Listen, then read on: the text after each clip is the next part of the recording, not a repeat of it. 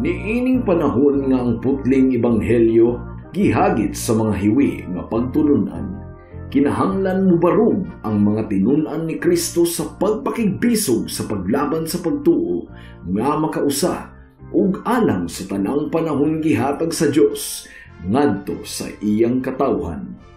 Maoy hinungdan nga namugna kining tulumanon ang putling ebanghelyo.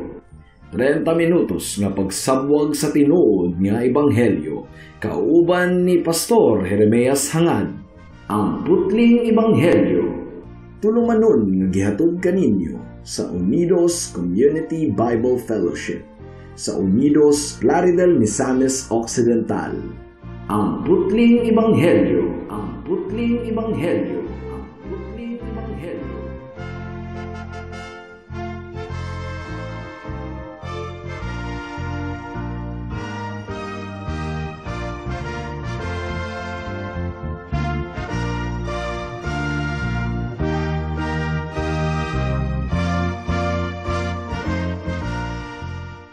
Alang sa pagpamalandong sa pulong sa Ginoo ning takna sa kahaponon, ablihon nato ang atong Biblia sa Marcos kapitulo 4, bersikulo 21 hangtod sa 29. Ang giingon diri: Ug mipadayon si Jesus sa pag-ingon, dagkutan bagod ang suga aron lamang taguan sa ilalom sa gantangan o sa ilalom sa higdaanan, dili ba ibutang man kini sa tungtunganan. Walay tinaguan nga dili mabutyag, ug walay gililo nga dili madayag. Kun duna kamoy dalunggan pamati. Ug si Jesus miingon usab kanila, matnguni ninyo ang inyong madungog, ang sukdanan nga inyong gamiton paghukom sa uban, mauusab ang gamiton nga paghukom kaninyo. Labaw pagani, ang tawo nga may iya ng daan, hatagan pagayod, apan ang walay iya, bisan ang jutay nga anaa kaniya, kuhaon pa. Unya, mipadayon si Jesus pagsulti, ang paghari sa Dios sama niini. May tawo nga nagsabod og binhi sa iyang uma. Adlaw-adlaw nagpadayon siya sa iyang buluhaton, miturok ug mitubo ang mga binhi sa paagi nga wala niya hisabti. Ang yuta pinaagi sa kinaiya niini, nagpatubo ug nagpabunga sa mga tanom.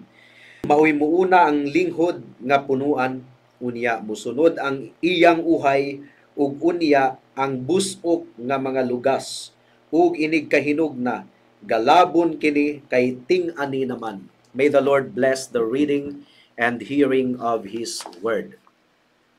Nagpadayon si Kristo sa iyang pagtudlo sa tema, mga kaigsuunan, sa pagdawat ug pagpamati sa pulong sa Dios. Ang chapter 4 nagsugod pinaagi sa pagsulti ni Jesus sa sumbingay sa magpupugas. Ang maayong binhi sa pulong sa Dios nadunggan sa bagang mga katawhan, ug daghan ang midawat niini. Apan kasagara sa ila sumala sa sumbingay sa atong Ginoong Hesukristo ug sa iyang pagpasabot, mga temporaryo lamang nga mga tigpaminaw sa pulong sa Ginoo.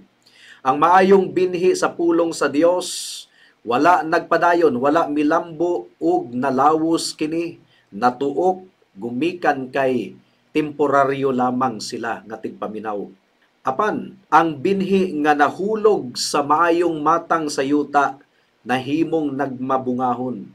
Ug gikan niini nga sumbingay, mga kaigsuunan, nagwarning ang atong Ginoo sa pagkamahinungdanon, sa paghatag sa atong atensyon kung unsao nato pagpamati ang pulong sa Dios.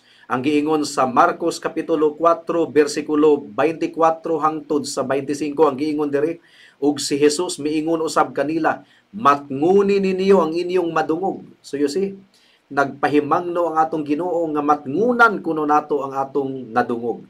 Ang sukdanan nga inyong gamiton paghukom sa uban, mauusab ang gamiton sa paghukom kaninyo, ug labaw pagani, ang tawo nga may iya ng daan hatagan pagayod, apan ang walay iya, bisan ang jutay nga anaa kaniya, kuhaon pa. Warning kini sa Ginoo, mga kaigsuunan. Kadtong mga namati ug midawat sa pulong sa Dios, sila magmalambuon, sila mulambo ug mulambo pagayon og duro sa sukdanan sa grasya sa atong buhi nga Dios. Apan kadtong mga nagmagahi sa ilang kasing-kasing ug nagdumili sa pagpaminaw sa pulong sa Dios, bisan pa ang jutay nga anaa kanila, pagakuhaon sa atong buhi nga Dios. Pagatangtangon, warning kini mga kaigsunan. Karon sa atong pagpadayon niini nga passage, nagpadayon ang Dios sa iyang pagtudlo pinaagi sa paghatag og mga sumbingay, a blessing to those who believed and a curse to the unbelieving. Panalanginan sa Dios ang tanang mutuo ug iyang tunglohon ang mga dili mutuo. Mao kini iyang giingon ng daan sa Marcos kapitulo 4 bersikulo 11 ug 12. Ang giingon diri, si Jesus mitubag, gipadayag na sa Dios kaninyo ang mga tinago sa iyang gingharian. Apan alang sa uban nga anaa sa gawas, ang kamatuurang gipadayag ingon nga mga sambingay. Tungod ni ana bisan ug magtan-aw pa sila, dili sila makakita, ug bisag mamati sila, dili sila makasabot, kay tingali unyag mamalik sila sa Dios ug pasayloon niya sila. Ug matod pa sa bersikulo 33 ug 34 sa Marcos kapitulo 4, nagwali si Jesus ngadto sa mga tawo ginamit ang daghan pang mga sambingay nga sama niini. Wala siya'y gisulti kanila nga wala ipaagi sa mga sambingay. Apan kun ang iyang mga tinun-an na lamang ang kauban niya, iyang ipatinaw kanila ang tanan. So ang common nga tema mga kaigsunan, kung atong basahon ang mga sumbingay sa atong Ginoong Hesukristo, ang common nga tema, ang mahitungod sa gingharian sa Dios. Kasagara sa mga sumbingay ni Kristo, nagsugod niini nga statement, ang gingharian sa Dios sama sa. So ang tanang mga sumbingay ni Kristo, ang tema niini mahitungod sa gingharian sa Dios. Panig-ingnan mahitungod sa gingharian sa Dios. Ang balaang kasulatan naghisgot mahitungod sa gingharian sa Dios using three synonymous terms. So kung mabasa nato kini sa Biblia, kining Kingdom of God, Kingdom of Christ, and Kingdom of Heaven, usa lang ang buot ipasabot ni ana mga kaigsuunan. Sipiat kining mga gitudlo sa ubang mga grupo nga lahi kuno ang buot pasabot sa Kingdom of God, lahi kuno ang buot pasabot sa Kingdom of Heaven, lahi usab ang buot pasabot sa Kingdom of Christ. No, they are three synonymous terms. Pareho lamang ang kahulugan ni ana, gingharian sa atong Dios, o gingharian sa langit, o gingharian sa atong Ginoong Hesukristo. O importante gayud kaayo mga kaigsunan nga atong masabtan ang kinaiyahan sa gingharian sa atong Dios. It will control our Christology. Ang buot pasabot niining Christology, ang atong pagtuon mahitungod kang Kristo. It will also control our soteriology. Ang buot pasabot sa soteriology, kining doktrina sa kaluwasan. And it will also control our eschatology. Ang buot pasabot niining eschatology, doctrine of the last things, or mga butang sa ulahing mga adlaw.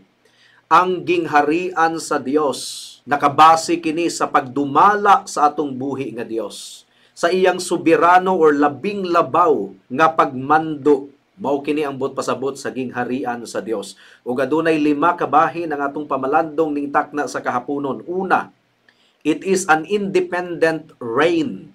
Ang gingharian sa Dios independiente nga pagdumala. Ikaduha, it is an absolute reign. Ang Dios lamang ang naghari, wala nay lain.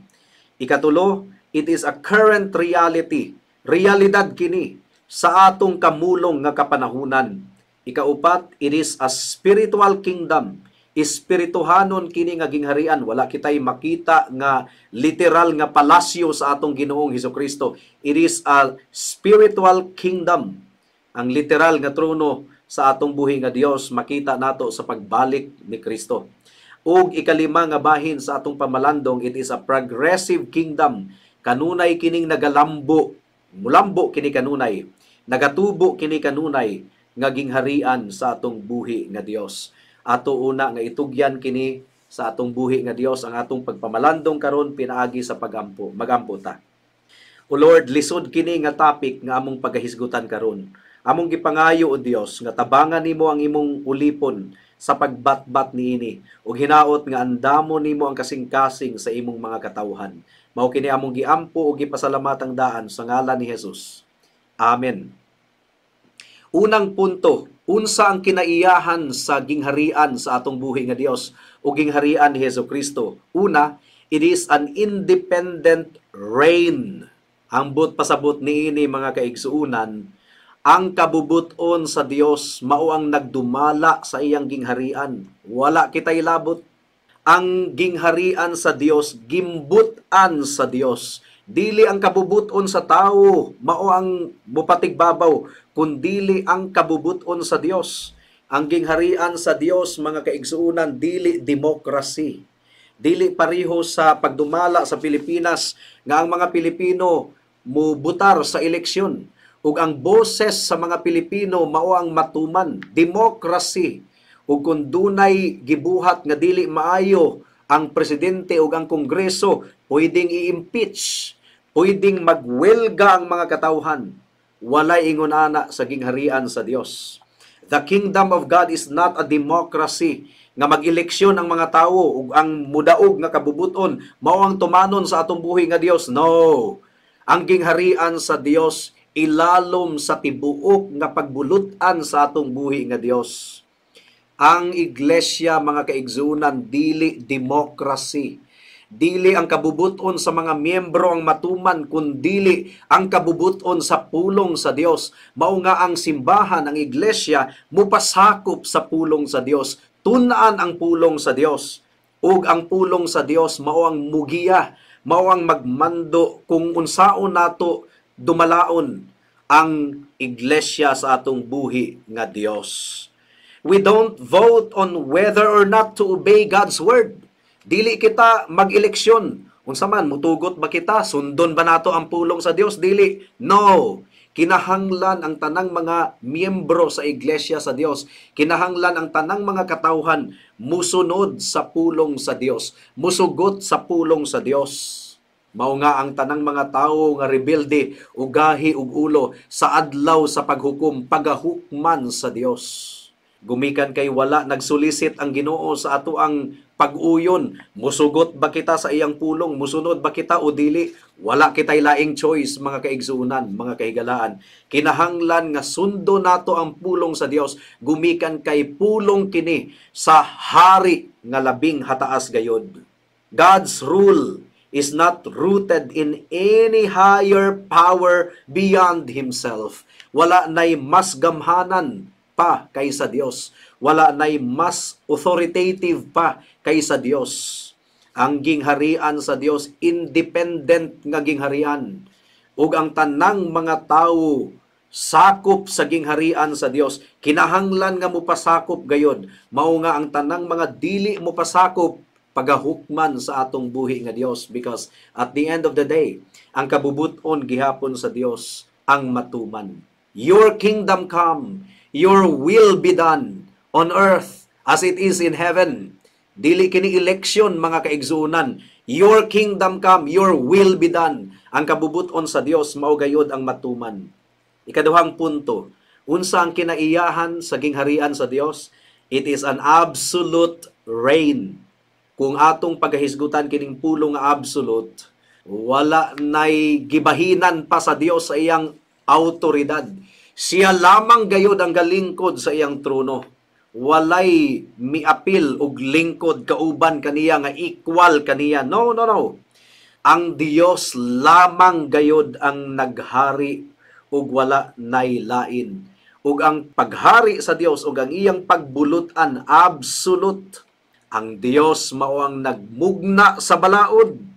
Dili pareho sa konstitusyon sa Pilipinas nga miagi og kongreso, giratified sa Congress, gibutuhan sa Senado, gipirmahan sa presidente. Mao kana ang pagmugna sa balaod diri sa Pilipinas. Dili ingon ana ang pagmugna sa balaod sa atong buhi nga Dios. Walay kongreso, walay Senado sa gingharian sa Dios. Ang Dios lamang mao ang nagbugna sa balaod. Ug ang Dios lamang mao nga dunay katungod ug awtoridad, mga kaigsuunan. Ang Dios mao ang balaod sa iyang gingharian.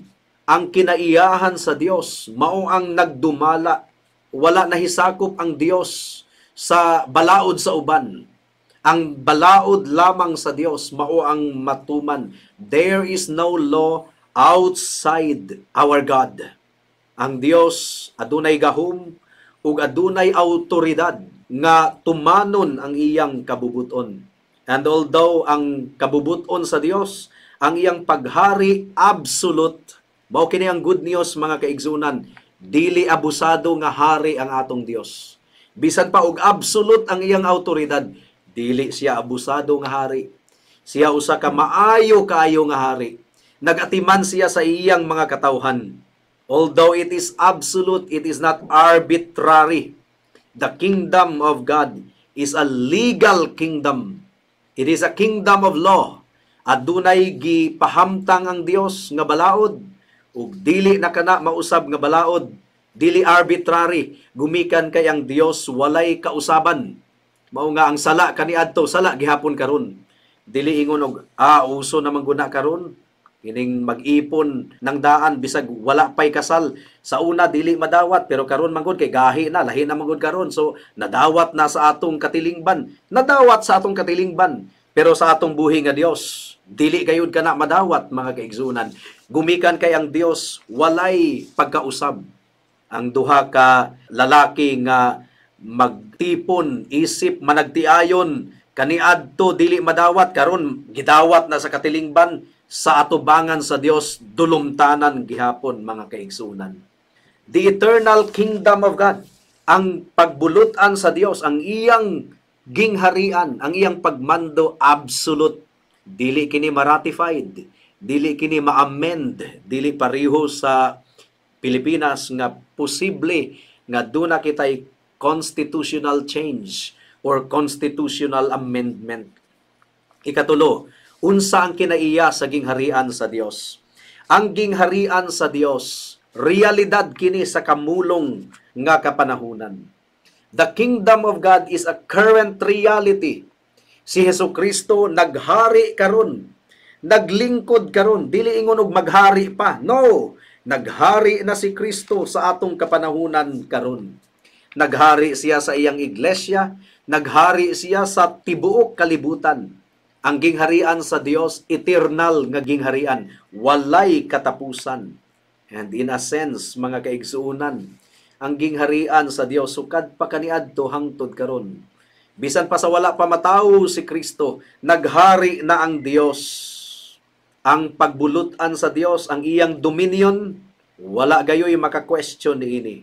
The mediatorial kingdom of Christ, usa lamang kini ka aspeto sa paghari sa Dios, apan ang gingharian sa Dios sukad pa kaniadto hangtod karon. Mao kini ang giingon sa Salmo kapitulo 145 bersikulo 13.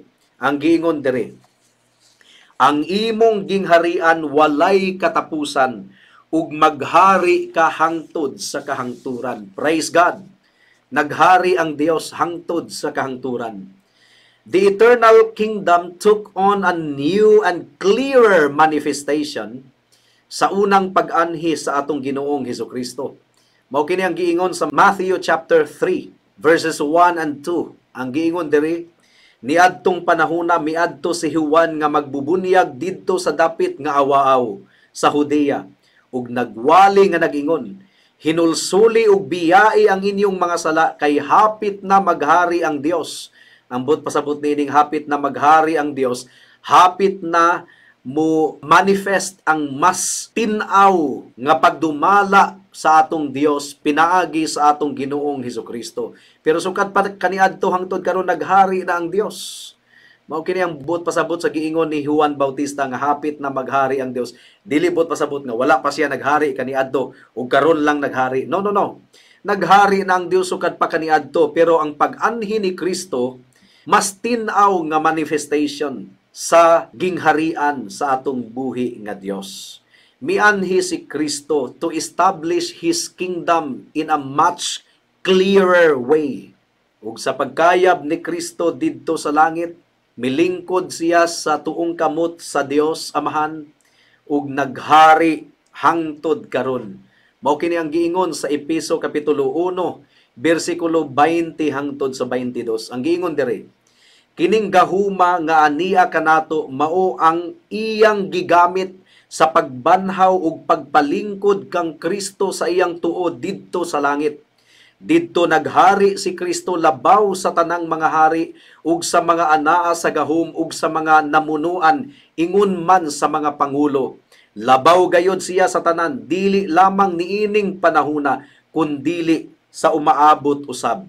Gibutang sa Dios ang tanan ubos sa pagmando ni Kristo ug alang sa simbahan gihimo siyang pangulo nga labaw sa tanan. So mo kadto ang ikatulong punto. The kingdom of God is a current reality. Ikaupat nga punto. Unsa ang kinaiyahan sa gingharian sa Dios? The kingdom of God is a spiritual kingdom.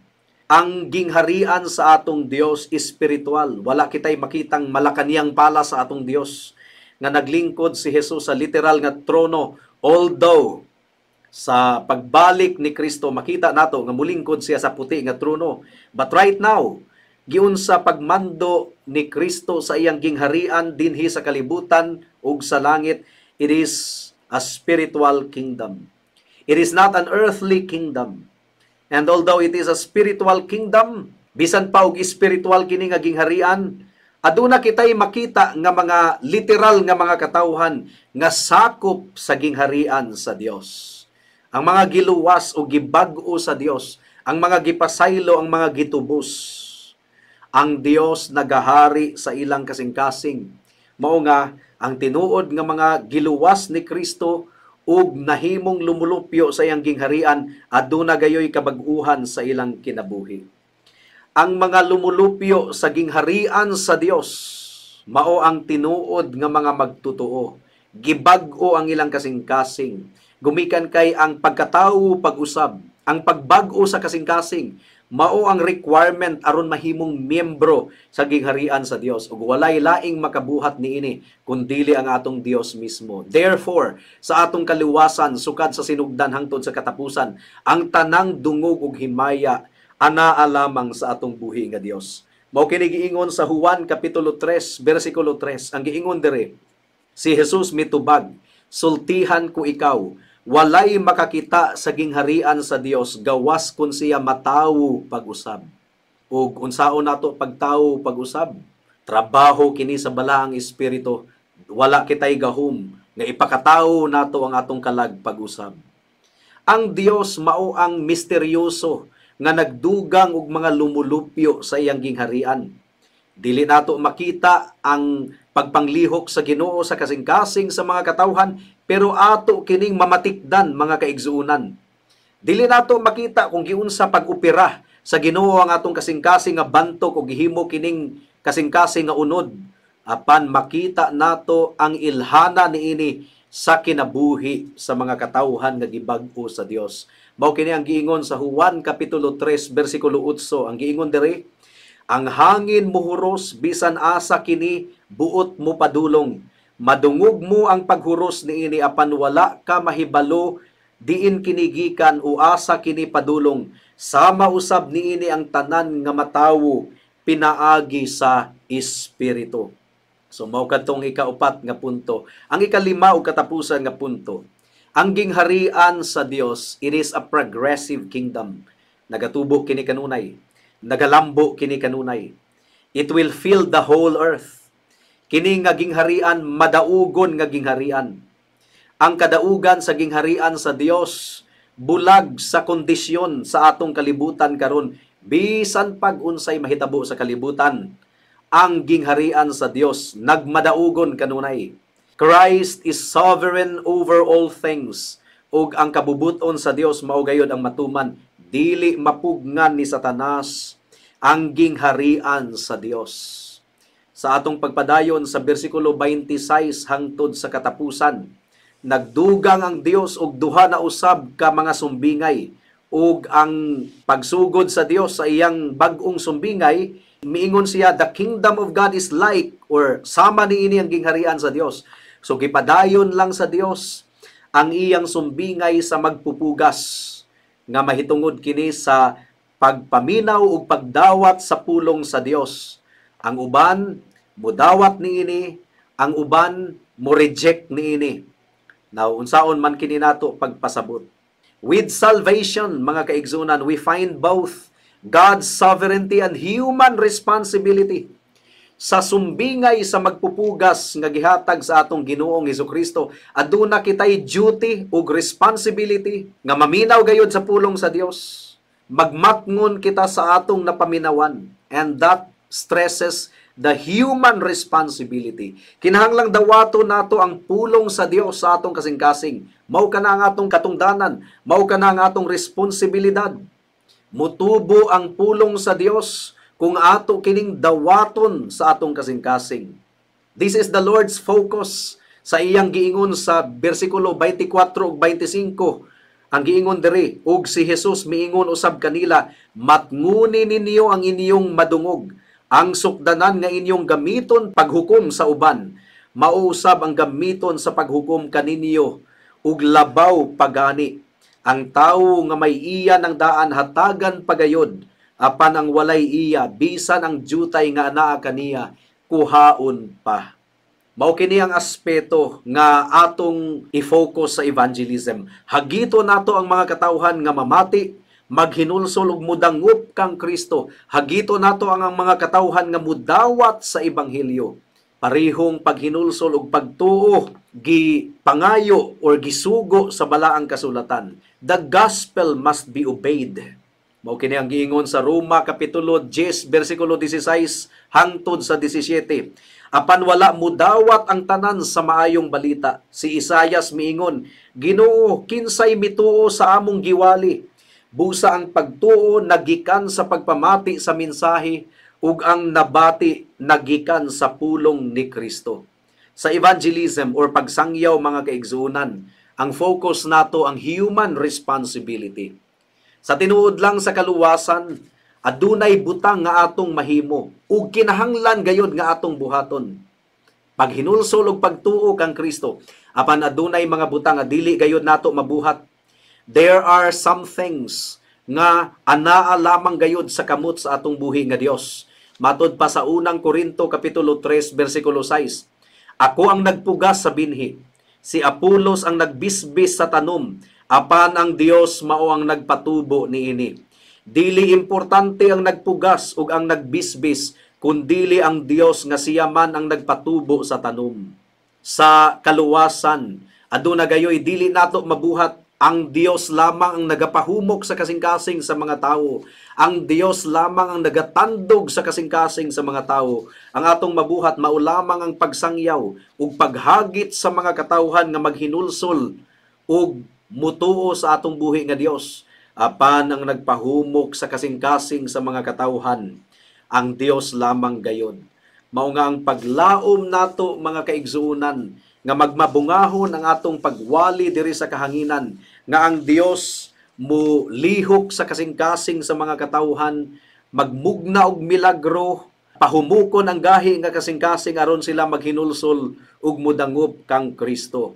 But the good news is that ang saad sa Dios nagaingon, dili mo balik sa Dios ang iyang pulong nga walay hinungdan. Matuman gayod niini ang kabubuton ug nagtuo kita, mga kaigsunan, nga ang saad sa Dios iya gayong pagatumanon. Ang atong pagpangabudlay alang sa ebanghelyo dili gayod makawang. Igsuon makasasala ikaw higala.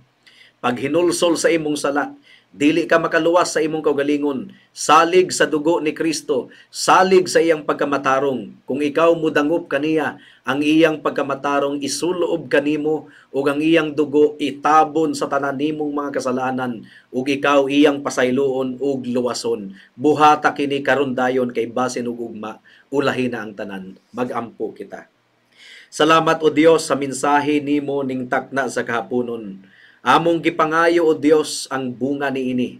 Nagtuo kami o Dios nga ikaw lamang gayud ang makapahumok sa kasing-kasing sa mga katawhan. Yes, nagwali kami, naningkamot kami nga masabdan sa mga tawo ang imong pulong, apan ikaw lamang gayud ang makaabli sa kasing-kasing hunahuna sa mga katawhan busa.